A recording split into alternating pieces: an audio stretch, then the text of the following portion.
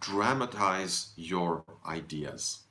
What does that mean, dramatize your ideas? It doesn't mean that you have to be an actor or performer. That's not what that means.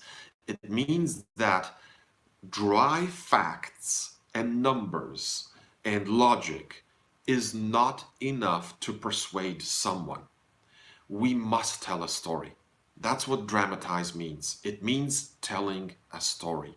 So instead of saying, let's say you're a salesperson, instead of saying that um, you're good at solving customer problems and you reached your sales quota last year or last month. Those are dry facts. Those are statements. They're boring. They're not interesting. Now, of course, the hiring manager and the company, they want to hear that. That is exactly what they want. But just by saying that, you're not helping them remember it. Stories help us remember it. Because when you're telling a story, you're actually inviting the other person to participate in your story in their own mind. So the more details you include, the easier it will be for the other person to remember what you said. And remember, they're taking notes also. Just make sure that you have a goal in mind.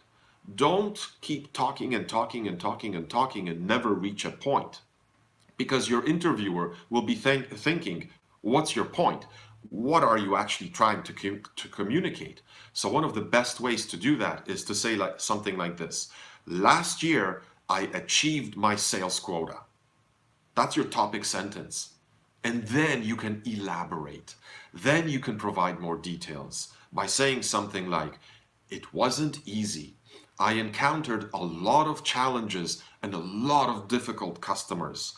For example, one of the challenges I encountered, or one of my difficult customers uh, did this, and then tell a brief story about how you dealt with it.